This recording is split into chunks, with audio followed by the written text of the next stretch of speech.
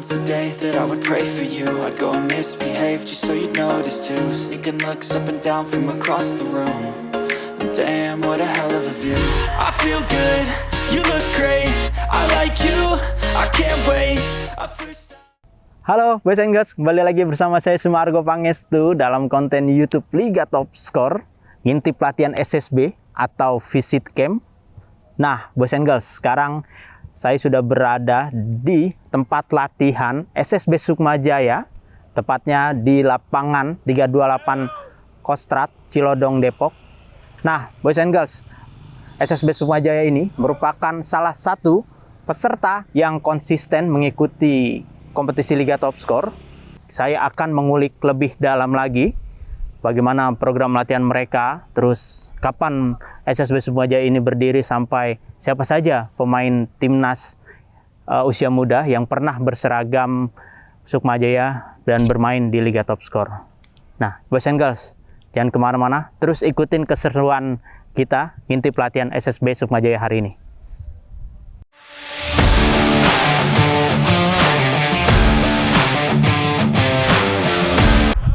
Boys and girls, anak-anak SSB Sukma Jaya udah mulai latihan tuh, mulai pemanasan. Di sampingnya juga ada pelatih. Mungkin kita bisa tanya-tanya sedikit. Yuk.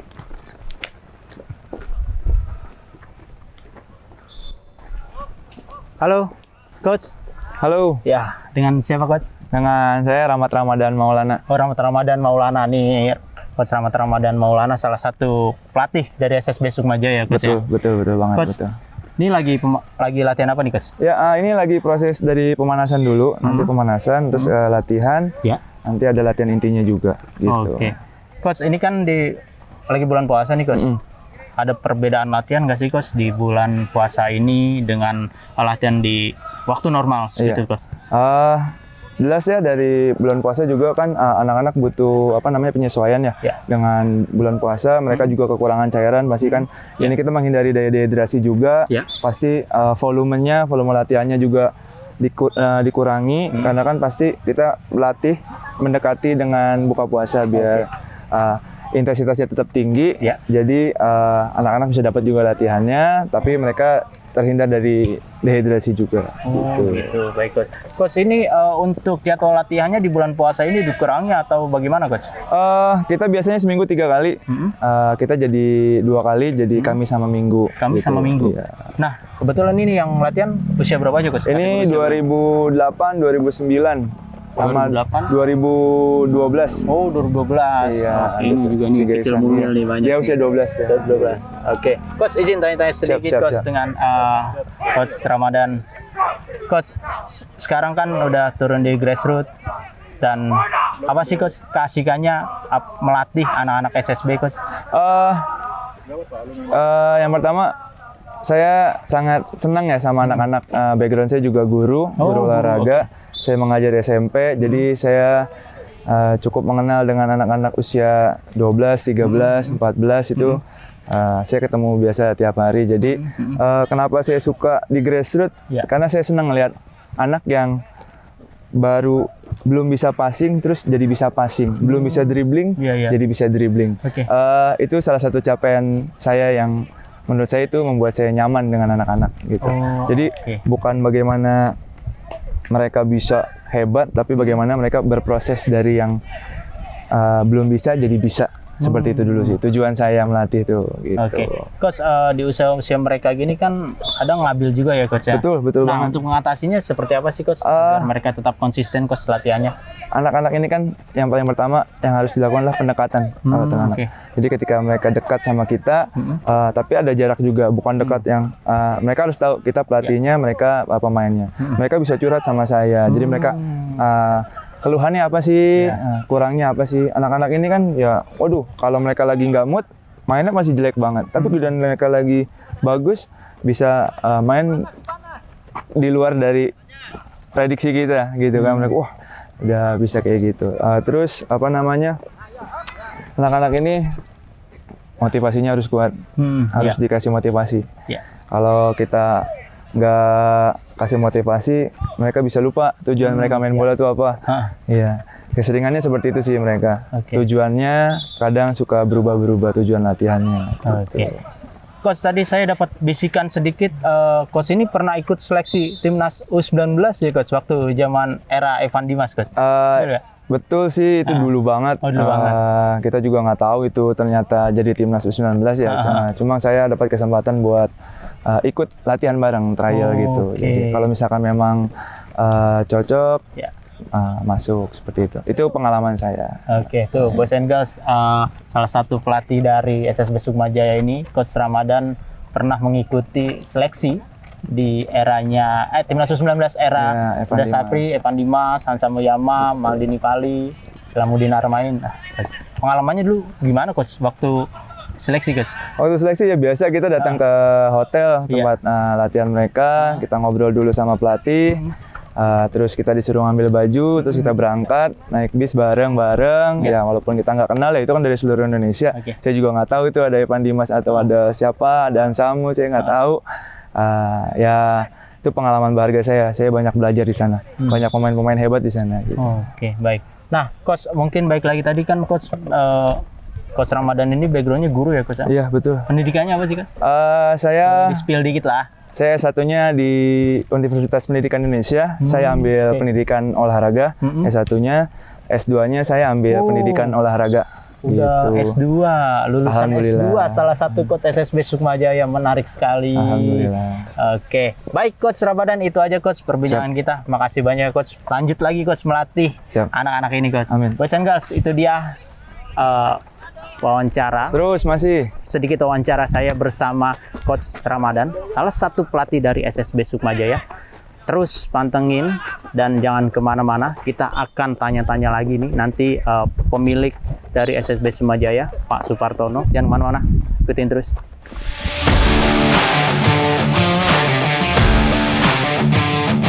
Guys, sekarang saya sudah bersama pemilik dari SSB Sukmajaya, Pak Supartono. Pak, gimana kabarnya Pak? Alhamdulillah sehat Pak Sumargo. Selamat datang di Basecamp Sukmajaya di lapangan 328. Oke, baik Pak.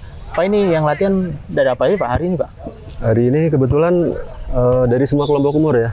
Dari usia 8 SSB-nya sampai batas 2007. Iya. Kemudian 2006 yang sekarang masih di Liga Top Skor, udah kita mainkan juga di FC. Jadi hari ini FC-nya juga Sukmajaya bertanding. FC ya Pak? Sukmajaya FC ini jebolan dari SSB Sukmajaya. Oke, baik Ya, Pak. kemudian ini persiapan untuk Liga 1 kompetisi Askot PSSI Depok. Oke, siap. Pak, kalau boleh tahu kapan sih, sejak kapan SSB Sukmajaya ini berdiri Pak? Kalau lahir kali ya? Iya. Ya, saya lahirkan ini tahun 10 tahun. Tanggal 10 Juni 98. Wah, 90 tahun Pak. Wah, Terus 98 guys. ya 98. Jadi ada SSB yang menjadi panutan ya, yang dibuat oleh almarhum Roni Patina Sarani kan. Sejak mereka mendirikan, saya jadi diajak untuk membuat ini di wilayah timur Depok. Sebelumnya mereka di wilayah barat Depok. Begitu. Oke, baik Pak. Dulu apa sih Pak yang mendasari Pak Supartono ingin mendirikan SSB? Apa Pak alasannya Pak dulu Pak?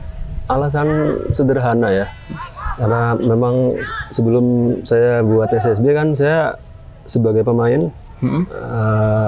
terakhir di Liga Suratin, Oke. bukan seperti sekarang Suratinnya.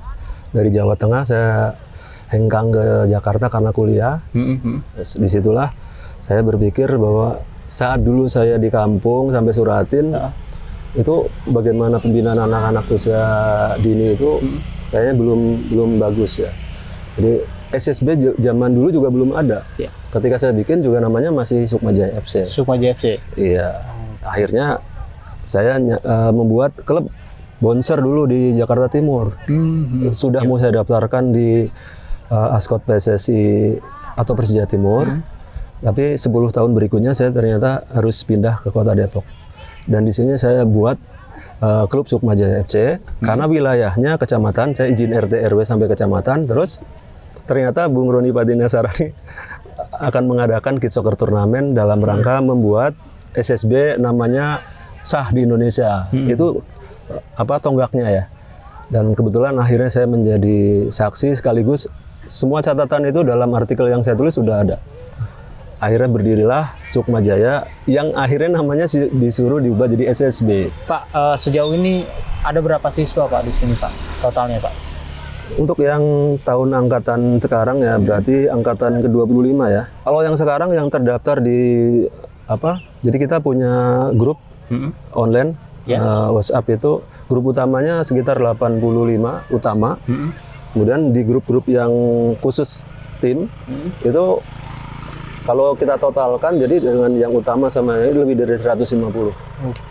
Baik. Nah, terdiri dari pemain yang asli Sukma Jaya sama pemain yang hasil seleksi karena mereka ingin punya kesempatan ikut kompetisi. Kita fasilitasi. Nah, untuk kategori usianya ada berapa aja Pak yang di SSB Sukma Jaya? Sejak kita berdiri kita konsisten ya. Usia 8.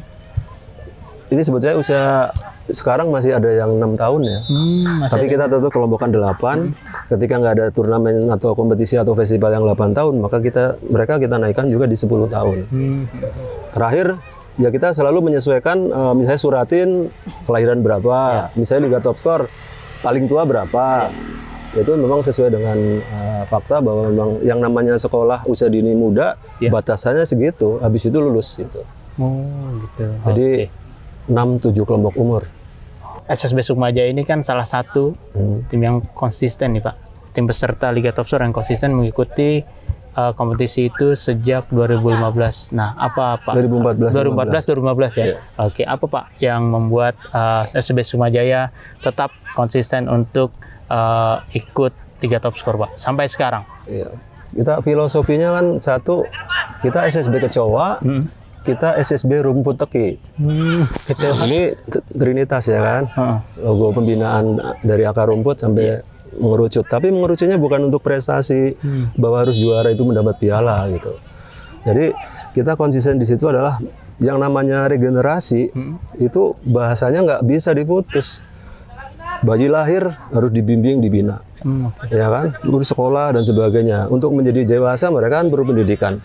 Itu sama karena ini sekolah. Jadi itu harus berkelanjutan, berkesinambungan, konsisten, continue. Tapi ada rumusnya. Kenapa kita bertahan sampai 25 tahun? Saya paham sekali SSB yang baru berdiri dan sebagainya, yang nyari prestasi, juara, yang anaknya 1000 bendera gitu kan. Kalau kita menerima siswa tanpa seleksi, ya, kita pakai kurikulum teknik intelijensi personality speed, mereka kita lihat itu kemampuan mereka di awal berapa. Dan dari situ untuk menjaga komitmen itu, pembinaan ini nggak bisa cuma pembinaan. Anak harus ada latih tanding, harus ada kompetisi, karena di situ hasil dari sebuah proses. Pak, melihat kompetisi Liga Top Skor dewasa ini seperti apa Pak? Dari sudut pembinaan, organisasi, regenerasi, itu buat saya Liga Top Skor termasuk juga yang dibuat oleh yang lain. Karena yang bahasanya sebagai pengamat sepak bola nasional atau pendidikan nasional, Liga Top Skor dan 2 liga yang lain, bahasa itu saya akui. Saya udah tulis artikel-artikelnya, makanya Liga Top Skor itu adalah liga yang benar-benar membuat anak itu terbentuk mentalitas. Anak yang tidak bisa bermain bola, jadi bisa bermain bola. Anak yang tidak bisa bermain secara tim, jadi bisa bermain secara tim. Anak yang tadinya individualis, egois, menjadi tahu diri, rendah hati. Dan pelatih di Sukma Jaya ini perlu dipahami, mungkin tersiksa hatinya. Mereka mungkin pengen seperti pelatih di tempat yang lain, ingin juara, ngangkat piala. Itu justru tidak. Bahwa juara itu adalah rezeki, bahwa kita tidak mencetak untuk jadi pemain timnas, juga tetap ada pemain timnas. Tidak mengangkat piala, di rumah juga pialanya udah nggak muat. Jadi Liga Top Skor ini untuk membina teknik, membina intelijensi, personality, speed, Karena anak yang dari nol, begitu kita terjunkan di Liga Top Skor, setelahnya itu punya kemampuan. Bukan skill bolanya aja ya, tapi skill kehidupan. Nah, Boys and Girls, sedikit informasi, Pak Supartono ini backgroundnya adalah pengamat sepak bola. Jadi Pak Supartono seringkali menulis artikel tentang sepak bola. Nah, seperti itulah. Pak, kalau boleh tahu, pemain timnas usia muda yang pernah berseragam SSB Sukmajaya di Liga Top Skor siapa aja sih Pak? Boleh sebutkan Pak, mungkin Pak? Ya, yang pernah melintasi SSB Sukmajaya dan mereka dapat rezeki bendera timnas, ya, saya sebut dari M. Robi. Oke. Ya, saya bisa bicara di sini kalau M. Robi nggak melalui Sukmajaya, nggak Persikat, nggak Persija, mungkin dia nggak timnas. Iya. Dia dibina tuh di SSB sebelumnya. Oke, M. Robi. Ya, M. Robi. Ada Xavier ya. Oh, Rizky Xavier. Dia nggak masuk ke timnas sepak bola, tapi ke futsal. Iya. Dari kecil di sini kita bina, ngangkat piala juga sering dia di sini. Dia waktu perjalanannya Rizky juga sering disewa sama tim lain. Rizky itu menghasilkan bola buat Sukmajaya itu. Oke, Rizky Xavier itu ya Pak ya? Iya.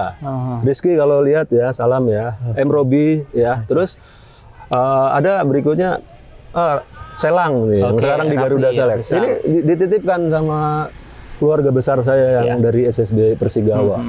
Ya, Pak Dede Supriyadi dititipkan di sini. Kebetulan di Top Skor juga mencuat. Ya tuh ikut berkibar ya di timnas. Terus ada Andrika. Oh, Andrika Fatir. Andrika Fatir. Oke. Andrika Fatir ya masih main di Liga Top Skor, sudah ada orang yang mencari dia sampai orang tuanya ngomong, Pak Tono, kita habis ini karena Sukmajaya yang ego di sana, boleh nggak? Saya langsung izinkan. Oke. Iya, terus ada Adit. Oh, Adit. Dipanggil sama Fahri Husaini, angkatannya Bagas Bagus. Angkatannya bagus. Oke, Boys and Girls, sedikit informasi tadi Rafli Selang. Rafli Selang itu sekarang lagi memperkuat tim Garuda Select season kelima. Dan Andrika Fatir sebelumnya juga main di Timnas U16 Piala AFF 2022 lalu bersama tim asuhannya Bima Sakti. Dan Rizky Xavier sangat konsisten terus masuk di Timnas Futsal Indonesia. Oke, Pak, kabarnya juga di sini para pelatih berpendidikan semua, artinya memiliki pendidikan S1 ke atas itu, Pak. Ya, jadi yang namanya sekolah ini buat stakeholder terkait ya, Departemen Pendidikan, PSSI gitu. Ini tolong ya, sekolah sepak bola ini dibenahi kedudukannya, fungsinya gitu. Sampai hari ini Suratin pun atas nama klub. Oke. Ya, jadi salah kaprah. Terus banyak sekali ribuan. Nah, saya Sukmajaya salah satu, saya sebagai saksi sejarah sekaligus punya catatan paling lengkap lah sejarah SSB di Indonesia. Itu sedih sekali karena apa? Menggunakan nama sekolah itu orang-orang yang ada di dalamnya nggak mengerti itu sekolah itu harus seperti apa. Latihan ya kayak tadi Sukmajaya. Kalau latihan yang namanya sekolah nggak pakai bangku sekolah seperti itu asa otak, ya kan? Ya jadi untuk pelatih ini kan sama dengan guru. Kalau pelatih di youth usia PAUD ya, di sekolah formal saja minimal harus sarjana. Dia harus menguasai kompetensi pedagogi, harus profesional, harus sosial, harus kepribadian. Ini pedagogi ini ngajar. Nah, saya bilang Indra Safri ataupun Fahri ataupun Bima, dia punya pedagogi ala mereka. Tapi guru-guru di sekolah untuk mengajar ini ada ilmunya untuk ngajar. Jadi kalau orang pelatih itu bicara kasar dan sebagainya, anak yang punya masalah pribadi dan sebagainya, itu psikologisnya tuh yang namanya guru ada ilmunya. Bukan sekedar lisensi D sampai A, itu hanya didapat sebulan. Jadi orang-orang yang memegang SSB, pembina, kepala sekolah, itu syarat minimalnya harus S1. Jadi kalau yang nggak S1 berarti nggak boleh. Kalau saya dipercaya ngurus PSSI itu untuk usia muda. Oke, berarti di sini S1 di sini semuanya sarjana pendidikan, olahraga gitu.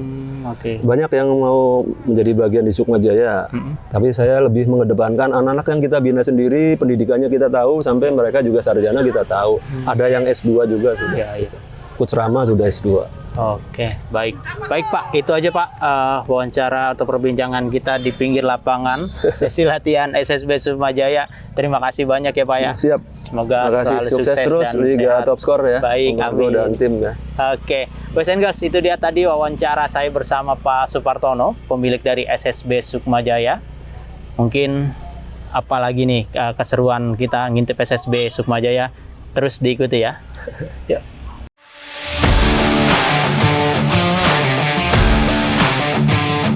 Boys and Girls, ini anak-anak udah selesai latihan, mereka lagi menunggu waktunya buka puasa. Mungkin kita tanya-tanya dulu yuk, salah satu dari mereka. Siapa ya? Nih dia nih kayaknya paling siap nih, dia tanya-tanya. Halo, Oh, Siapa namanya? Saka. Oh, Saka. Kayaknya kamu main di Liga Top Score kemarin ya? Iya. Di usia berapa? Oh, 12, 13 sama 14. Oh, 3 usia, 12, 13, 14.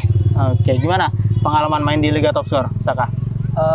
Banyak-banyak tim bagus sih di sana. Terus? Timnya kuat-kuat, terus banyak pemain hebat. Iya. Ya, Posisi kamu apa emang?